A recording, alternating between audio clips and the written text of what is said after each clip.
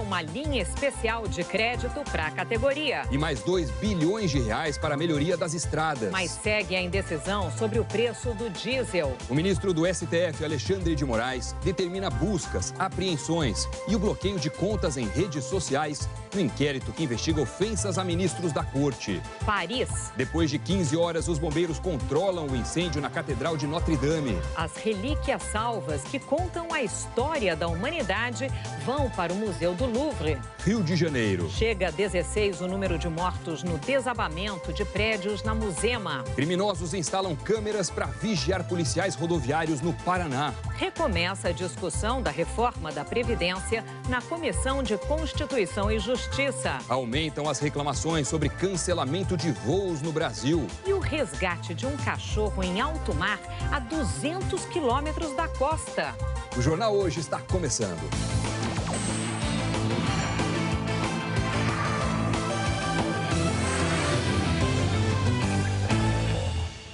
Depois de 15 horas de incêndio, os bombeiros anunciaram que o fogo na Catedral de Notre-Dame foi completamente controlado.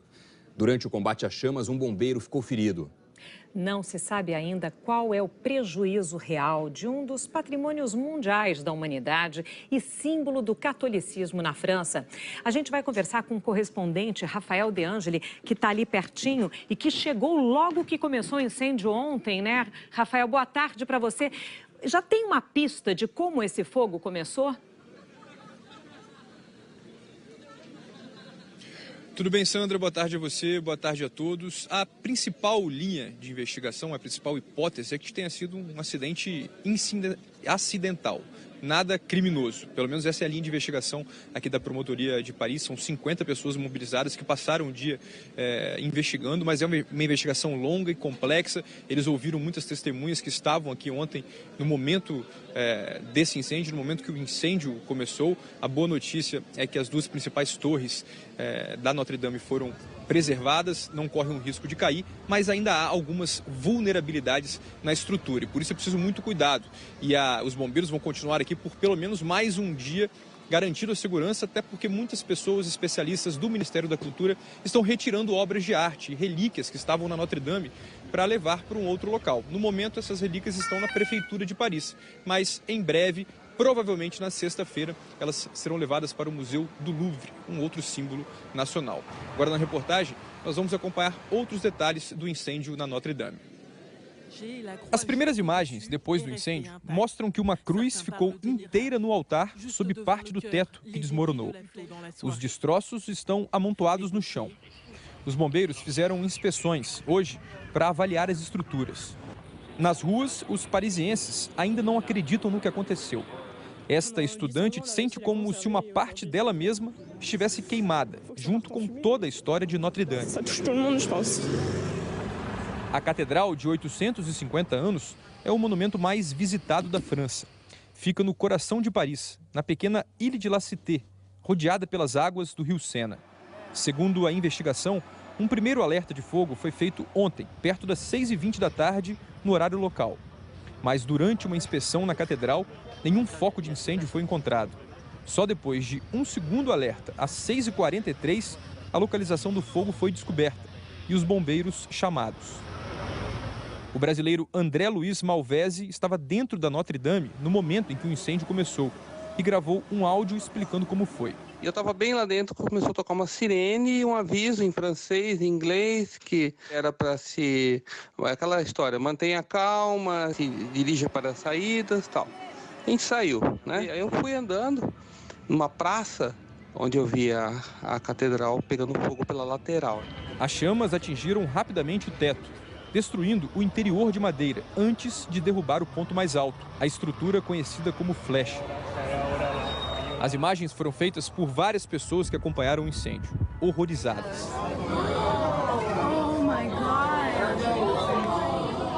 Centenas de bombeiros viraram à noite para controlar totalmente o fogo, que durou 15 horas. Fizeram um trabalho intenso do lado de fora e do lado de dentro. Eles não puderam usar aeronaves para derramar litros de água de uma só vez, o que poderia provocar o colapso de toda a construção. Havia uma grande preocupação de que as famosas torres retangulares da catedral também fossem destruídas. Segundo o ministro do Interior da França, Laurent Nunez, vários focos de incêndio chegaram a ser detectados nas torres, mas foram controlados antes que pudessem se espalhar. O presidente francês Emmanuel Macron anunciou uma campanha internacional para arrecadar dinheiro para a reconstrução e fez um discurso emocionado. Notre-Dame é a nossa história, o lugar onde vivemos todos os nossos grandes momentos, nossas epidemias, nossas guerras, nossa libertação. É o epicentro da nossa vida. Vamos reconstruir a Notre-Dame. Nous rebâtirons Notre-Dame. Os bombeiros anunciaram que a catedral não vai desabar e as pessoas cantaram em homenagem a Notre-Dame.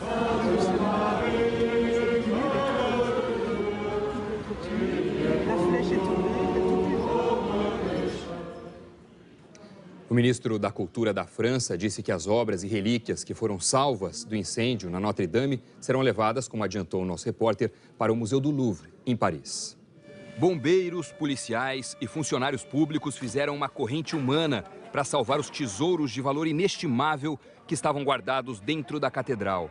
Obras de arte e relíquias foram levadas para a Prefeitura de Paris, onde passaram a noite. Entre as maiores preciosidades está a coroa de espinhos, que cristãos acreditam ter sido usada por Jesus antes da crucificação. Ela foi adquirida pelo rei Luís IX em 1238 e estava na Notre-Dame desde o século XIX. A catedral, um patrimônio mundial da Unesco, é considerada o melhor exemplo da arquitetura gótica francesa. As duas torres góticas na entrada principal estão intactas. Do alto delas, os visitantes conseguem ter uma vista panorâmica de Paris. As três rosáceas, enormes vitrais construídos no século XIII, são consideradas uma das maiores obras-primas do cristianismo. Aparentemente, não foram afetadas pelo fogo. Outra característica marcante da Notre-Dame são as quimeras e as gárgolas, as famosas e assustadoras esculturas de seres mitológicos. Antes do incêndio, já estavam se degradando e ainda não se sabe como estão agora. A Flecha, a torre que desabou ontem, foi reconstruída em 1860. Em torno dela, havia 16 estátuas de cobre, representando os apóstolos e os evangelistas. Por sorte, na semana passada, elas foram levadas para restauração e escaparam do fogo. O incêndio na Catedral de Notre-Dame comoveu líderes e provocou um sentimento de solidariedade em toda a Europa. Então, a gente vai lá para o Reino Unido, Londres, falar com a nossa correspondente Cecília Malan. Cecília, conta para a gente como é que todo mundo está se mobilizando em torno agora desse incêndio. Boa tarde, Sandra, Doni, boa tarde a todos vocês aí no Brasil. Olha, nas palavras do presidente Emmanuel Macron, a Notre-Dame é o epicentro da vida dos franceses e ela renascerá. Ajuda é o que não vai faltar. A Unesco disse que está ao lado da França para salvar essa herança inestimável. O presidente do Conselho Europeu pediu que todos os países da União Europeia contribuam também. No Vaticano, um porta-voz disse que o Papa Francisco expressou sua compaixão a todos os parisienses. A rainha Elizabeth II manifestou profunda tristeza ao ver as imagens do fogo e o filho dela, o príncipe Charles, herdeiro ao trono, escreveu que a Notre-Dame representa uma das maiores conquistas arquitetônicas da civilização ocidental.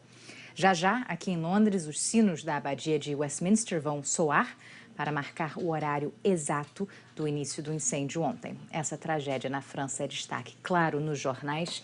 Paris chora por sua amada senhora, estampa o Daily Telegraph. Inferno destrói Notre-Dame, diz o Guardian. E o The Sun chama o incêndio de nossa tragédia. O ministro do Meio Ambiente, Ricardo Salles, voltou a defender a fusão do IBAMA com o ICMBio, dois órgãos ambientais que têm funções diferentes. Assunto para Andréa Sadi. Salve, Sadi, boa tarde para você. Essa ideia voltou a ser cogitada depois da demissão do presidente do ICMBio?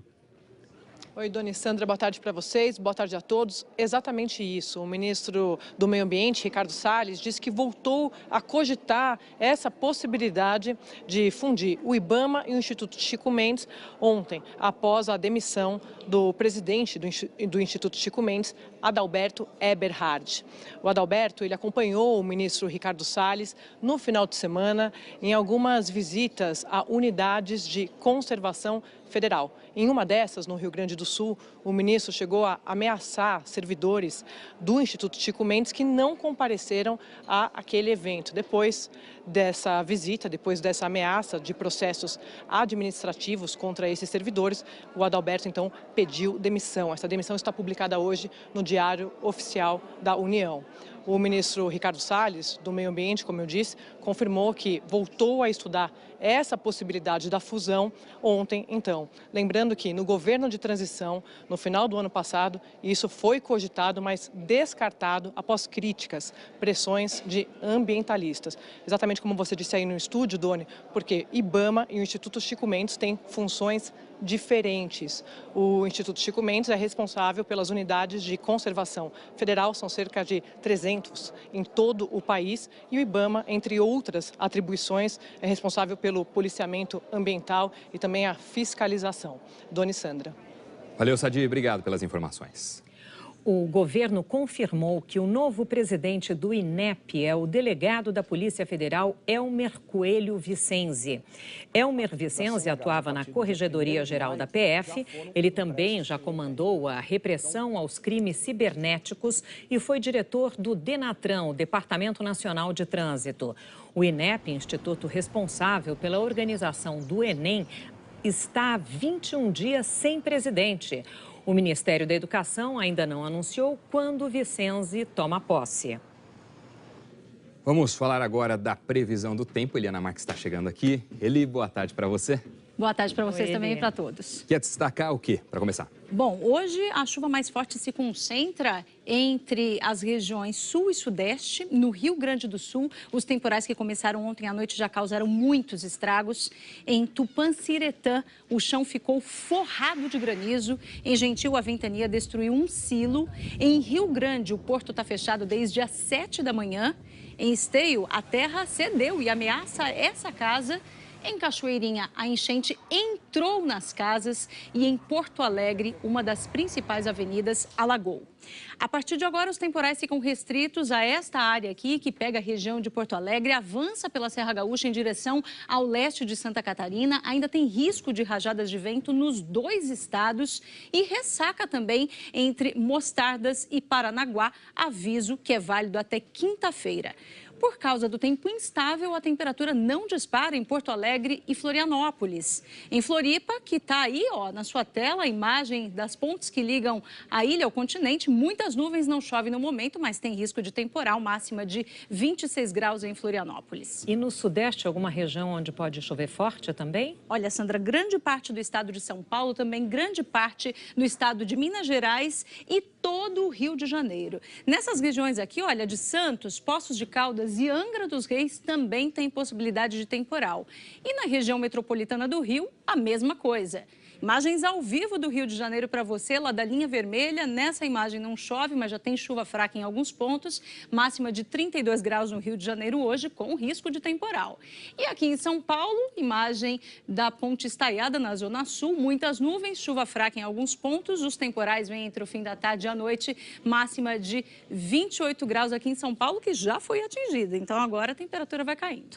E nas outras regiões do país, como é que fica? Olha, hoje é calor e chuva em quase todo o Brasil, tempo firme nessas áreas aqui, olha, que pegam sul do Ceará, centro-oeste da Paraíba, todo o estado de Pernambuco, leste do Piauí e grande parte da Bahia. No litoral baiano, inclusive em Salvador, já tem chuva e nada de chuva também aqui no oeste do Rio Grande do Sul. Recife é a única capital do país hoje com previsão de tempo firme o dia todo. Belém continua com risco de temporais e em Cuiabá, calorão com máxima de 36 graus e chuva. Em Goiânia, já choveu bastante de manhã, um barraco desmoronou, famílias tiveram que sair das casas e tem mais previsão de chuva em Goiânia. E amanhã a chuva diminui bastante no sul do país, já não chove em muitas regiões, também aqui em grande parte do Nordeste, e ela vai ficar concentrada aqui entre o litoral do Ceará, passando também por parte do Piauí e Maranhão, além do norte do Brasil, Mato Grosso e Goiás e em grande parte do Sudeste. A chuva amanhã sobe lá para a região de Vitória, pega também Belo Horizonte e mais ainda Rio de Janeiro com 35 milímetros. Aqui em São Paulo, a chuva que é esperada hoje à noite avança até amanhã cedo. Depois, a partir da tarde, o tempo vai limpando por aqui. Ok, obrigada, Eli. Até amanhã. Valeu, até amanhã. No Rio de Janeiro, a estátua de Noel Rosa, na Vila Isabel, está sumindo. O Noel Rosa não tem mais braço, mas também não existe mais a mesa onde ele se apoiava. A estátua de bronze foi inaugurada em 1996. Do garçom sobraram apenas os pés e uma parte das pernas. A prefeitura disse que já fez boletim de ocorrência na polícia para apurar o roubo da estátua e disse que vai abrir uma licitação, mas que ainda não há prazo para isso. Que triste. A seguir, o ministro do STF, Alexandre de Moraes, determina buscas, apreensões e o bloqueio de contas em redes sociais no inquérito que investiga ofensas a ministros da Corte. A gente volta já. A Polícia Federal cumpriu 8 mandados de busca e apreensão em 2 estados e no Distrito Federal no inquérito que investiga ofensas aos ministros do Supremo Tribunal Federal. O ministro Alexandre de Moraes também determinou o bloqueio das redes sociais das pessoas que foram alvo dos mandados. O ministro do Supremo Tribunal Federal, Alexandre de Moraes, autorizou buscas de documentos e arquivos digitais. Os policiais federais cumpriram os mandados em São Paulo, Goiás e aqui em Brasília. A TV Globo teve acesso à decisão em que o ministro, que é o relator da investigação, informa que a apuração é sobre a existência de notícias fraudulentas, fake news, denunciações caluniosas, ameaças e infrações que atingem a honorabilidade e a segurança do Supremo Tribunal Federal, de seus membros e familiares. Esse inquérito foi aberto no mês passado, por ordem do presidente do Supremo, ministro Dias Toffoli, sem pedido de órgãos de investigação, o que é uma exceção.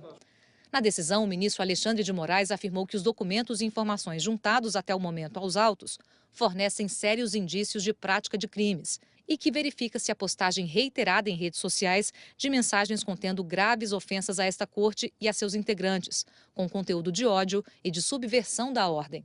O despacho listou os alvos das buscas e as suspeitas relacionadas às postagens feitas no ano passado e neste ano. O relator argumentou que as mensagens têm conteúdo de propaganda de processos ilegais para alteração da ordem política e social. Segundo a decisão, no caso de Omar Rocha Fagundes, por exemplo, há a seguinte frase: "O nosso STF é bolivariano, todos alinhados com os narcotraficantes e os corruptos do país. Vai ser a fórceps."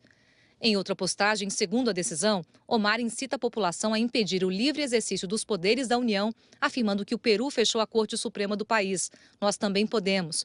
Pressão total contra o STF. Segundo a decisão, ele é membro da Polícia Civil do Estado de Goiás, andando constantemente armado. Em relação a Isabela Sanches de Souza Trevisani, a decisão afirmou que ela postou nas redes sociais que se lê "STF Vergonha Nacional, a vez de vocês está chegando." Em outro momento, atribuiu a um ministro da Suprema Corte fato definido como crime ou ofensivo à reputação. Esta é a recepção do ministro ladrão de toga, enquanto exibe uma cesta com ovos, em vídeo publicado no dia 29 de março. Sobre Carlos Antônio dos Santos, a decisão relatou que o alvo postou: "STF soltou até traficante." Em outra postagem, incita a população a impedir o livre exercício dos poderes da União, afirmando que é desanimador o fato de tantos brasileiros ficarem alheios ao que a quadrilha do STF vem fazendo contra a nação. Sobre Hermínio Aparecido Nadim, a decisão diz que ele compartilhou publicações como: "Não tem negociação com quem se vendeu para o mecanismo destituição e prisão, fora STF." Em outra ocasião, imputa fato ofensivo à reputação de ministros. "Máfia do STF, empunha papéis e canetas, protege criminosos, cobra propinas de proteção de corruptos, manipula a lei, mata pessoas." No caso de Paulo Chagas, o despacho aponta que há postagens nas redes sociais de propaganda de processos violentos ou ilegais com grande repercussão entre seguidores. Em pelo menos uma ocasião, o investigado defendeu a criação de um tribunal de exceção para julgamento dos ministros do STF, ou mesmo substituí-los. O general é da reserva do Exército e foi candidato no ano passado ao governo do Distrito Federal pelo PRP. Ele não estava em casa na hora da busca, no apartamento dele em Brasília, e postou nas redes sociais que foi alvo de mandado expedido pelo ministro Alexandre de Moraes. Gustavo de Carvalho e Silva e Sérgio Barbosa de Barros foram alvos das buscas em Campinas e em São Paulo. Os mandados se basearam em opiniões negativas feitas por pessoas sobre o STF e em ofensas à corte. Em alguns casos, as buscas se basearam no que o STF considerou que eram ameaças ao tribunal. O ministro Alexandre de Moraes determinou o bloqueio das contas dos investigados em 4 redes sociais e que também, após as diligências, todos os suspeitos prestem depoimento à Polícia Federal. É a segunda operação neste inquérito. A primeira foi no dia 21 de março e teve 2 buscas, uma em Alagoas e outra em São Paulo. Os alvos eram suspeitos de postagens com ofensas a ministros. Para este professor de direito penal, as postagens não podem ser interpretadas como ameaça se não houver mais outros indícios do crime. Primeiro, o crime de ameaça existe quando essa ameaça é real, efetiva. O simples fato de você postar coisas na internet não necessariamente reflete o desejo de realizar aquele tipo de atividade. Quando as pessoas vão ao Maracanã e xingam o árbitro, dizem que ele é um ladrão, não estão realmente querendo dizer que ele não é um ladrão. Estão simplesmente indignadas reagindo daquela forma. E as decisões dos juízes, as decisões dos ministros do Supremo devem gerar esse tipo de indignação, porque elas muitas vezes são contrárias ao que a maioria quer, ao que a maioria pensa, ao que a maioria entende. A pessoa que toma esse tipo de decisão, que sabe que esse tipo de decisão gerará essa reação, não pode ficar melindrada com, enfim, ofensas que fazem parte da sua atividade. Foi dentro desse mesmo inquérito que o ministro Alexandre de Moraes censurou sites e mandou retirar a reportagem que relatava que Marcelo Odebrecht disse que a empreiteira tratava Dias Toffoli como amigo do amigo de meu pai nos e-mails internos, sem menção a dinheiro ou a pagamentos. O ministro Alexandre de Moraes determinou a retirada da reportagem da revista Cruzoé do ar, afirmando que as informações eram falsas. A revista afirmou que a reportagem se baseou em informações verídicas, que constam dos autos da Lava Jato. A TV Globo confirmou que o documento citado pela revista foi, de fato, anexado aos autos do processo. Paulo Chagas disse por telefone que está absolutamente tranquilo de que o que faz é expressar a própria opinião e que ficou confuso sobre a real necessidade de terem levado um computador dele, mas que não se sente desconfortável porque nada tem a dever ou a esconder. Em uma rede social, Isabela Sanches de Souza Trevisani disse que não estava em casa na hora das buscas e que seu computador foi entregue pela mãe dela. Ela se posicionou contra o que chamou de ditadura do judiciário, arbitrariedade e censura. Gustavo de Carvalho e Silva negou ofensas ou ameaças contra ministros do STF. Ele disse que já tinha sido intimado, prestou depoimento à Polícia Federal há 10 dias e ficou surpreso com a operação de hoje, quando teve o celular, um tablet e um computador apreendidos. Nós não conseguimos contato com Carlos Antônio dos Santos, Hermínio Aparecido Nadim, Sérgio Barbosa de Barros e Omar Rocha Fagundes. A seguir, aumentam as reclamações sobre cancelamento de voos no Brasil. E o resgate de um cachorrinho em alto mar a 200 quilômetros da costa.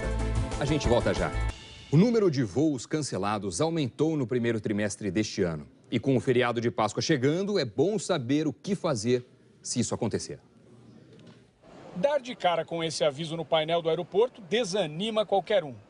Pior é que, segundo os consumidores que procuraram o site do Reclame Aqui, esse contratempo ficou mais comum no primeiro trimestre deste ano em relação aos 3 primeiros meses de 2018. Este ano, a Azul recebeu 15 reclamações a mais sobre cancelamentos de voos. A Latam, mais de 220. A Gol, mais de 400. E a Avianca, 437, mais do que o dobro do ano passado. E esse índice tende a crescer. A Avianca, que está em recuperação judicial, tem sido afetada por decisões da Justiça que determinaram a devolução de aviões por falta de pagamento. Com a frota reduzida, a companhia acaba de anunciar o cancelamento de mais 150 voos nos próximos dias, feriado da Semana Santa. Hoje cedo, nos balcões de embarque da empresa, o que se via eram passageiros inseguros, com a passagem de ida garantida, mas sem saber o que vai ser na volta. A informação era que, por enquanto, o voo estava confirmado da volta, mas é que era para eu estar monitorando. No sábado de manhã, a repórter Elaine Basti encontrou a contadora Celiane Soares no aeroporto de Guarulhos, tentando embarcar para Navegantes, Santa Catarina. Ela estava indo para o casamento da irmã. Como é que vai fazer? Eu vou chegar depois? Está ali a roupa, o vestido, tudinho. Ela é a dama de honra. E Celiane perdeu o casamento da irmã. Chegou 8h30 da noite para o compromisso de 5h30 da tarde. Em casos assim, o consumidor tem direitos. Se estiver na sua cidade e tiver que voltar para casa, tem direito ao transporte. Se estiver fora, tem direito à hospedagem e alimentação. Ele pode optar ainda pela reacomodação em outro voo, que pode ser até em outra companhia aérea, ou pela devolução do que ele pagou. Ainda assim, o consumidor pode ser ressarcido. A empresa devolve integralmente o dinheiro para o consumidor e os R$500 que ele pagou no bilhete, ele agora vai pagar R$1.500. Então vai ter uma diferença de R$1.000 que configura um dano material que ele vai poder ressarcir da empresa aérea. A Latam disse que, quando há cancelamento de voos, os passageiros recebem assistência. A Azul informou que cumpre os critérios estabelecidos pela ANAC. A Avianca disse que, devido a uma possível redução da sua frota, o passageiro deve se informar sobre seu voo pela internet. E a Gol disse que o foco da companhia é sempre na solução imediata de qualquer questionamento apresentado. Houve essa história. Um cachorro foi encontrado em alto mar a mais de 200 quilômetros da costa na Tailândia. Funcionários de uma plataforma de petróleo avistaram o cachorrinho que chegou nadando. Ele foi içado por uma corda e recebeu o nome de Bonrod, que em tailandês significa aquele que foi salvo. O cãozinho foi levado de barco até um porto no sul da Tailândia e ganhou as boas-vindas de um grupo de proteção a animais. Ele estava desidratado e com fome. Assim que se recuperar, vai para a adoção. É bonitinho e resta saber como ele foi para lá, né? 200 quilômetros é muito longe. Pois é. Tá resgatado. Tá. O Jornal Hoje termina aqui. Você acompanha outras notícias no Jornal Nacional. Uma boa tarde. Até amanhã. Tchau. Uma ótima tarde para você. Amanhã a gente se vê.